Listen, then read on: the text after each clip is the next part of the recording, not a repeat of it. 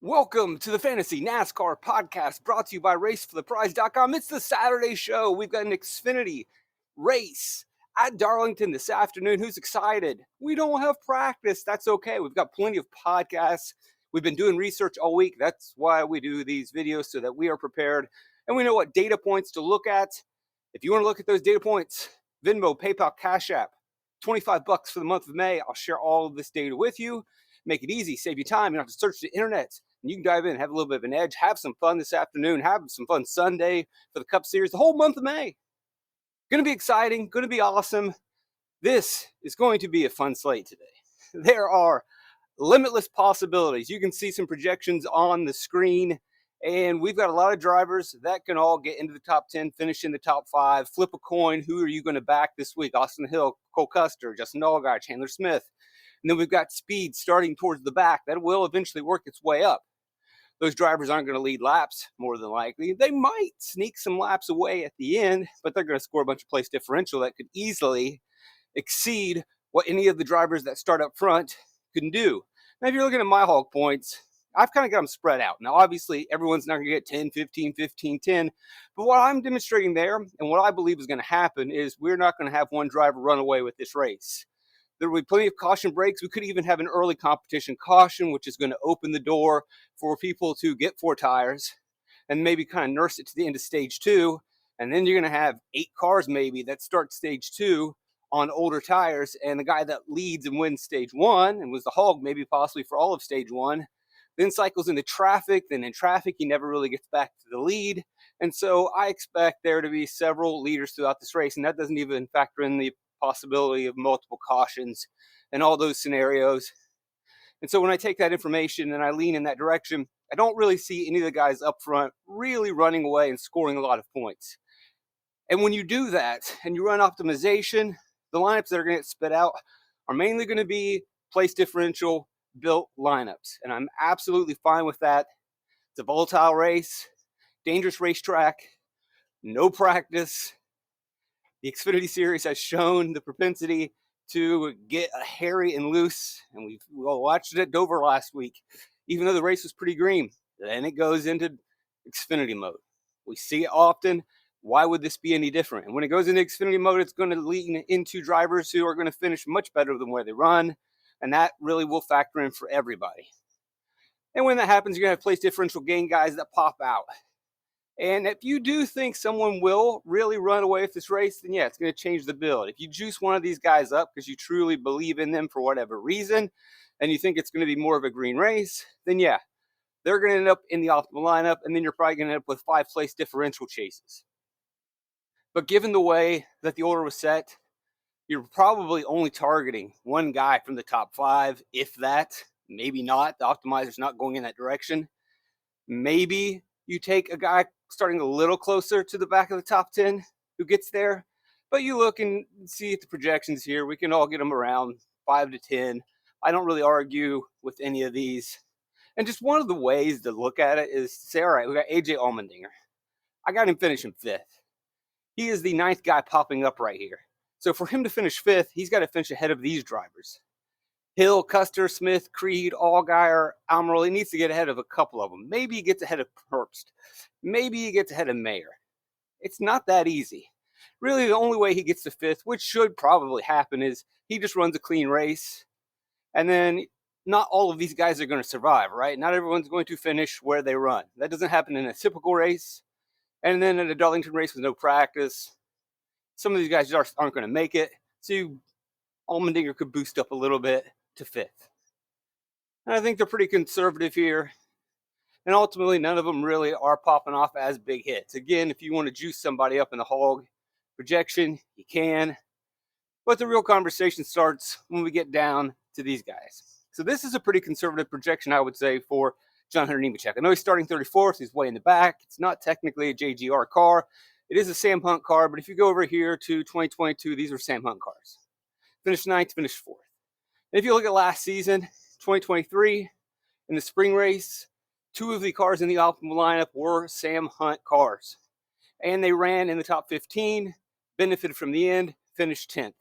So if Kaz Grala and I believe the other driver might have been Corey Heim, Go ahead and put that on the screen. 23 spring race. You have Corey Heim and Kaz Grala running 20th, 15th, finished 9th, 10th. Why couldn't John Hunter Nemechek easily do that? When he has been good at this racetrack in Hunt equipment, JGR equipment, he should be able to run the top 15 again. We just go over and look. Who does he have to run better than? Right now, he is the 10th name to pop up. So that's basically a top 10. Even if he can't pass these more top tier rides, fine. That's okay. Gets to 10th. That's a pretty conservative. Can he get better than Love? Yeah, probably. Can he get better than William Byron? We'll talk about Byron in a second. But Kligerman, Quapple, Smith, Jones, he should be able to outrace those drivers.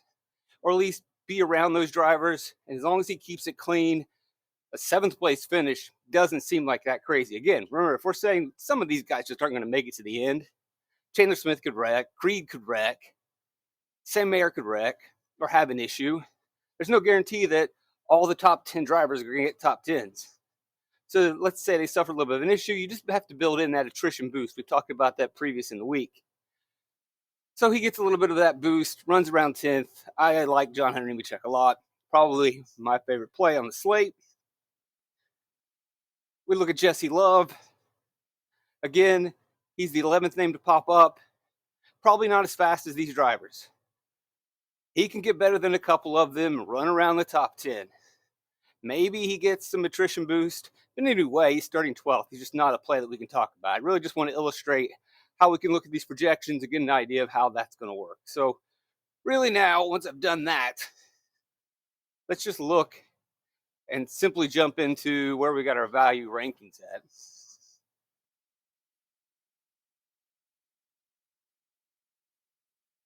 And so number one on the board right now is Ryan Sieg. And that terrifies me. So we know Ryan Sieg was awesome at Texas. Then he goes into Dover and his car blows up. Matt DiBenedetto suffers damage. The other Sieg and Blaine Perkins has a mechanical issue. Kyle Sieg gets into a wreck. Now, we didn't get practice. We don't know anything about these Sieg cars.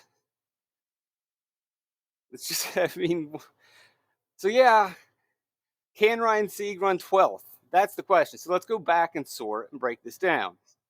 This might be a little too aggressive, given that the field is pretty strong. And so let's sort it out and let's see what it looks like.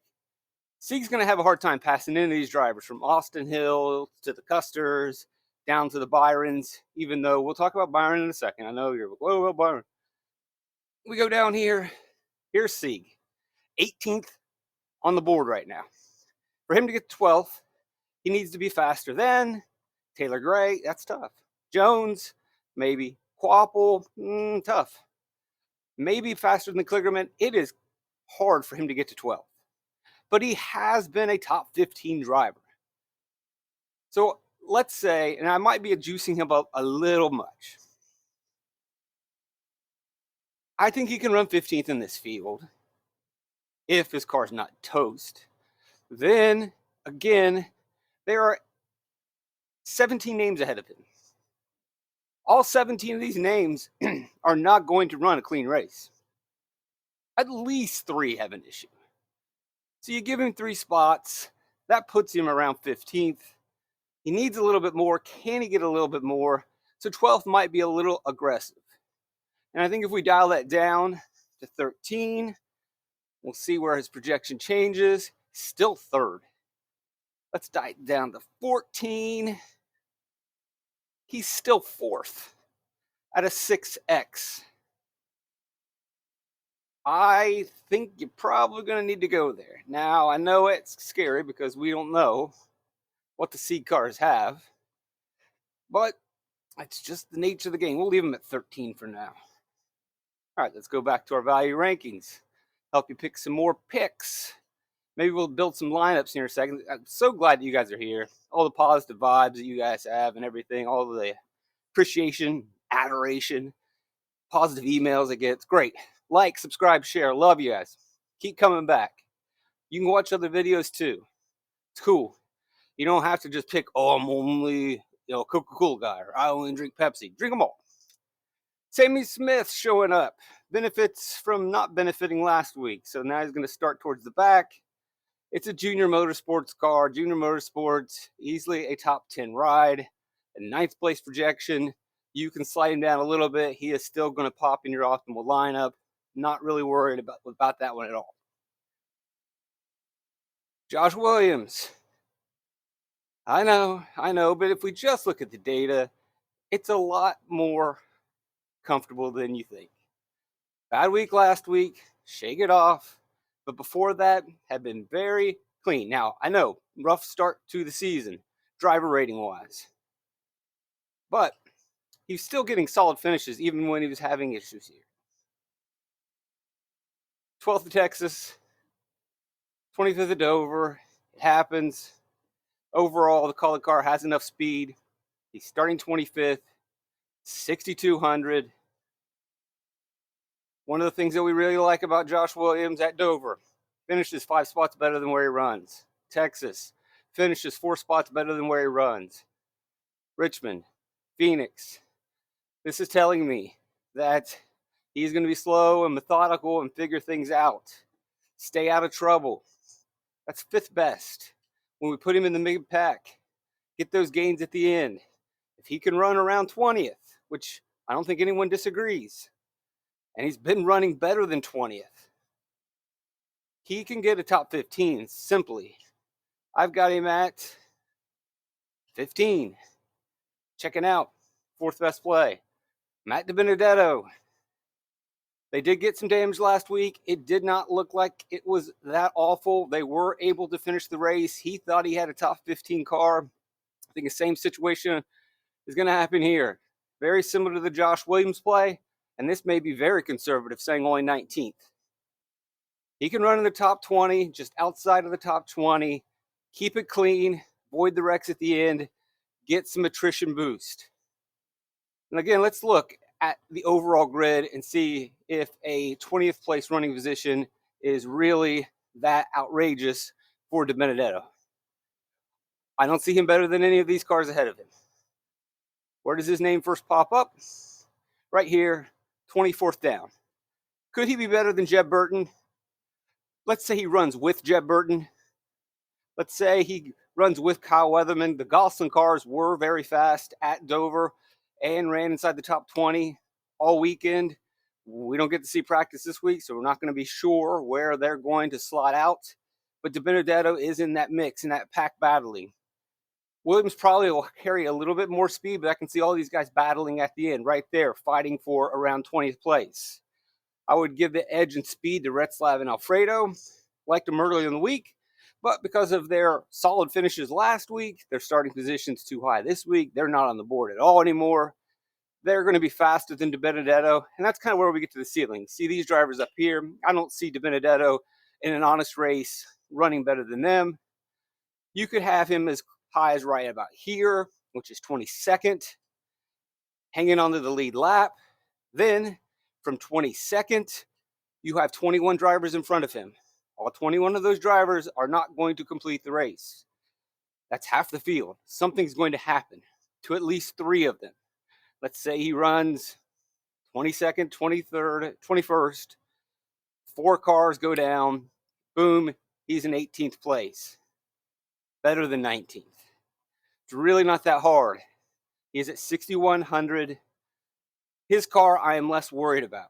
They are quasi-aligned with Sieg. He didn't suffer severe damage. Now, they may have less resources and equipment to deal with because they're building this program. But there are definitely some positive vibes coming out of that camp with DiBenedetto signing for the rest of the season. Don't mind that play at all. Like it. And the optimizer likes it too. The optimizer likes Williams. The optimizer likes Matt DiBenedetto. You know that. All right, going back to our value. And ranking our plays. Austin Hill, the first hog that pops in. Ran really well here last year. Should be in the top 5 all day. Keep it clean on pit road. I like his aggressive style. I think it suits him well at Darlington. As you can see last year with RCR, really good. I think he's going to be in the mix. Ultimately, the optimizer is not going with him. It's taking the safer play and chasing place differential. But he is there, and I think he belongs in some lineups, and he is a way to deviate and differentiate because most people are going to play your William Byrons, your John Hunter Nemecheks, Taylor Gray, Sammy Smith, Eric Almirola, Ryan Sieg. Sieg's value, but whatever. You know the direction people are going to go in. He's a way to go differently. Taylor Gray, showing up in the optimal lineup at the moment. Is this too much to say that this JGR alternate car can be in the top 10? Let's rank it up, rack it up, and look at our projection and see if we can justify this. I don't see Taylor Gray out racing any of these guys in front of him. His name first pops up in cell 17. Could he get past Jones? Yes. Could he get past Quap? I think he could dice it up and battle him. Should be able to outrace Parker Kligerman. Keep it close with him. So right now we're up to cell 14, and I think he has a legitimate shot right there of being around 14th place. Now, from there, it gets a little tighter, and he could run a little bit better. I don't think that he necessarily will, but what we're baking in more for him than maybe some other projections is that, again, you've got 16 drivers ahead of him. All 16 of those drivers are not going to avoid issues. Something is going to happen. He could legitimately get himself up to about right here, which is 14th. If he avoids issues, and you conservatively give him 3 more spots because of drivers in the front that have mistakes and issues, and those aren't him, then he's about to 11th. And with an 11th place finish, that's a 5.8x return, 7th best on the board. Again, he could even do better than 11th. It is a JGR car. There could be much more carnage up front. And if we simply just look at what he has been doing recently, again, obviously he was the bad news last time. But if we look at just simple finishes, 3rd at Richmond, 13th in Martinsville, not the best indicators for this racetrack, but in a way they kind of are. Richmond is not an easy racetrack, and he finished 3rd, survives. Martinsville, not an easy racetrack, still gets to 13th. Texas survives, gets to 11th. Don't really care. Now, obviously, Dover didn't go his way. He wrecked in that one. He was one of those attrition spots that boosted somebody else. 11th, not a hard projection. All right, let's go back. So don't feel worried about Taylor Gray at all at 7,700. And we said earlier in the week that was a pretty good value play. To get a JGR car at 7,700, and you know I talk up Taylor Gray all the time in the truck podcast. Say it, go and say, he's your dark horse candidate. That's right. Dark horse championship candidate. Don't count him out. Although winning the championship series and the truck series really just almost means nothing. Oh, cool. Congratulations. It just doesn't. I mean, look at the past champions and say, oh, wow, you're a truck series champion. That's pretty cool, man. Look at the names of the drivers who have won. Yeah, it's not really a big deal. Often, the guy that doesn't win the championship wins more races and goes on to be the star. The guy that wins the championship usually doesn't win very many races and lives in the truck series until his old ages. All right, enough story time. Eric Almirola, starting 18th, should be popular. I got him going all the way to 2nd. I'm even giving him a couple Hulk points while he's running in the top 5 at the end of the race. He is not ending up in the optimal lineup. He is technically a better point per dollar play than William Byron, but William Byron's raw number is actually getting him into the optimal lineup more, strangely enough. But here's the other thing, though, is that why I would like Byron over Almirola is he's got to get to 2nd. Now, we know he's out there chasing wins, and he has won. And Tyler Allen has really been a good crew chief. But you got Eric Almirola, no practice, part-time driver. Sure, his ceiling is 2nd. But this is a very aggressive projection. This is maybe not really the most likely scenario or outcome. That is really pushing it. Whereas you look at Byron, and that's not really pushing it that much. Now, there are some questions around Byron. Brandon McSwain, not a lot of crew chief work. They're trying to get him more experience. That's part of this gig from Hendrick, is to work him up and to groom him into the next crew chief in the Cup Series. maybe get him into a junior ride. I don't know what the full plan is going to be, but they're getting him experience as a crew chief. Byron, not a lot of runs in the Xfinity series. This is a tough track to have not a lot of runs. And this specific car, not a lot of runs. We saw it at Richmond or Phoenix, and it wasn't that great. But can he get into the top 10, the top 8? That might be a little aggressive. If we're to dial him down to 10th, 62 fantasy points. Again, this is where we hit a hard stop. And we ask ourselves, am I trying to build the optimal lineup or the winning lineup? Now, you might need to build the optimal lineup today, but it's going to be difficult and challenging to do that. Maybe just try to build the winner.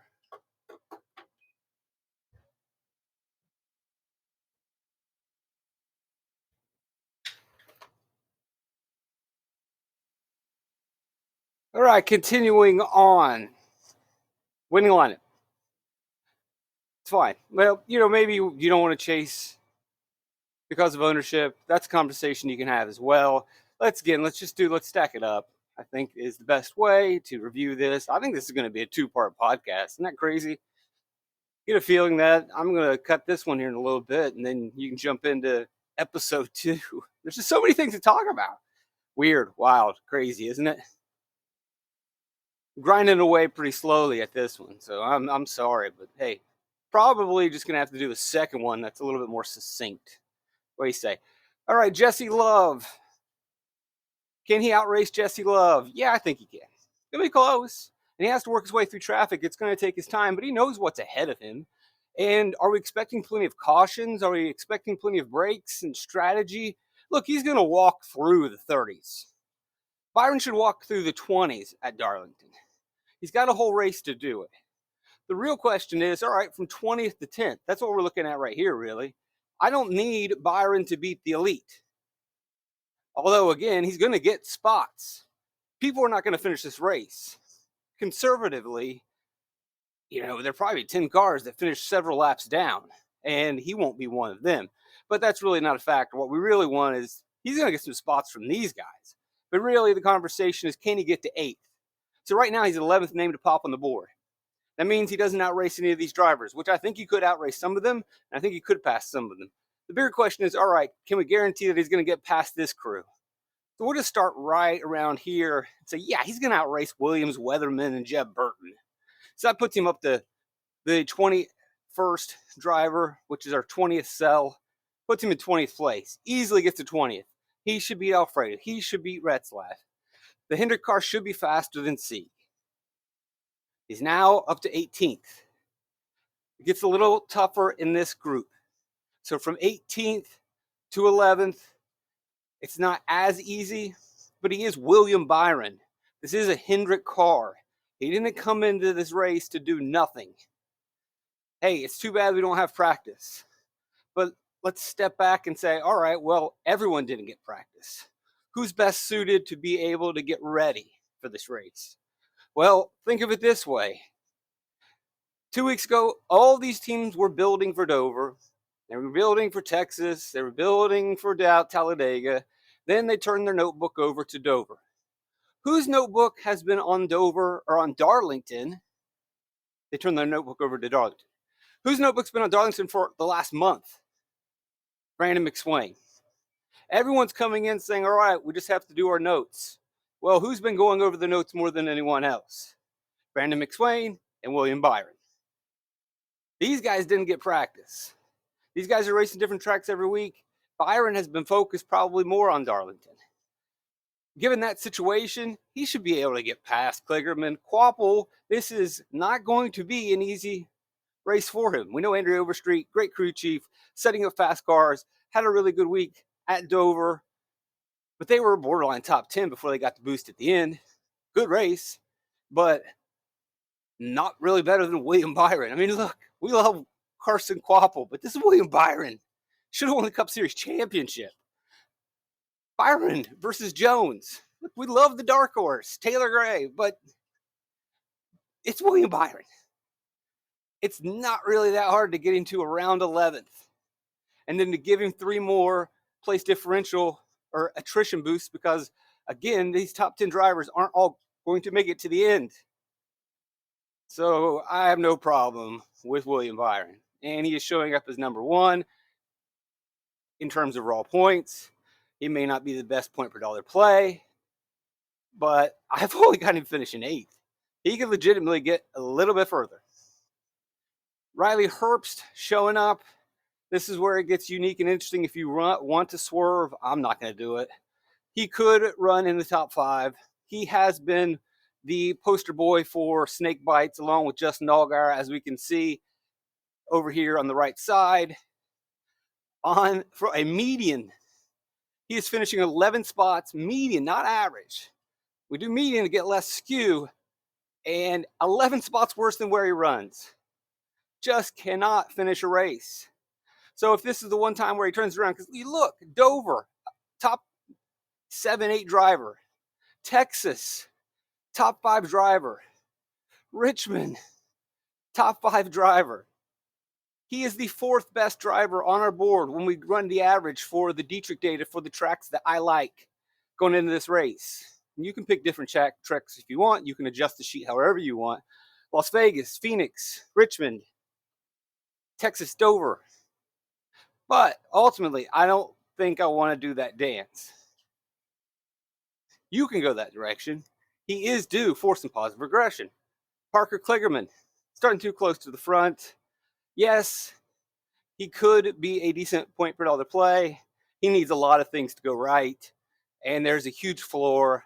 I don't think you want to roster Kligerman at 11. 7,300 is a great price for Kligerman.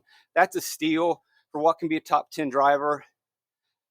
9th basically says that he can run around with the pack that we have shown, the Taylor Grays, the John Hunter Nemecheks, and then maybe he boosts from attrition at the end, although he was one of the guys that wrecked at Darlington last season. Sheldon Creed is popping up as our next hog if you want to go in that direction. That's going to be the way to differentiate if you want. And it's not the craziest thing. Creed, Custer, Allgaier, all 3 of these guys should finish around the top 5. They should get their moment to cycle into the lead. It's just picking the right one. And there's no guarantee that they're going to get their moment, but it is a way to differentiate if you don't want to chase all the place differential like the other guys. Creed looked good at Dover, but he is still Sheldon Creed. Justin Allgaier had a really good race car, cycles out of the lead because of pit road. And I think those are going to be some of the scenarios that we run into, which limits some of the upside of these guys up front. They're going to maximize finishing position. Other than Allgaier, these guys don't really have access to place differential, but you got to pay more for Allgaier. He can get a couple place differential points, but that really fades if he just finishes 3rd, or if he continues to do, again, like we saw with our friend Riley Herbst, finishing much worse than where he runs. It's a very bad number. Is he going to turn things around? The car has speed. He has the capability. But again, it's not always about having speed. Last week he had speed, didn't work. Or at Dover, he had speed, it didn't work. Custer had speed. He did get into the optimal lineup, but he really needed things to go crazy after he made the mistake by coming down pit road.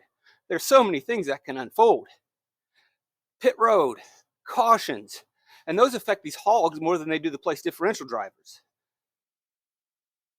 The hogs, the dominators up front, can really get hurt because they're going to get boosted down, lose some negative place differential, and knocks them out for the day. That's what happened to Allgaier. Wrecks at the end.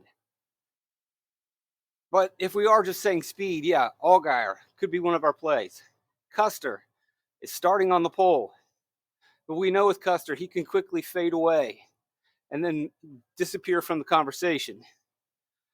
Custer had speed, and he cycled on pit road at Dover. If you remember, we had guys that stayed out.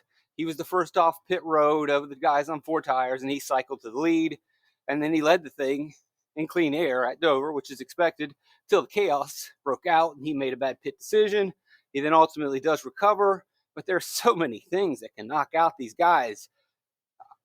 It's just dangerous where you have a bunch of cautions that really could cycle them away from leading laps, but then also all those cautions and those resets boost the guys in the back because of A, you're resetting the field, And so it's easier then to gain those place differential spots and to work through the field. B, when we have cautions, you're taking cars out. If you take a car out, it doesn't help Cole Custer one bit. If somebody wrecks, it really doesn't help Sheldon Creed. Barely will help Justin Allgaier. But every time a car wrecks, that's points for William Byron, and that could be points for Eric Almirola. It's very likely points for Taylor Gray. They don't get those gimmies. So that's why it's going to be safer to chase place differential than to go with these hogs. You can go in that direction, but I don't think I would go there. And I think we're going to wrap up part 1 of this podcast right now. Unbelievable. I'll be with a more succinct podcast later this morning. Thank you, guys. Trip to Light, fantastic.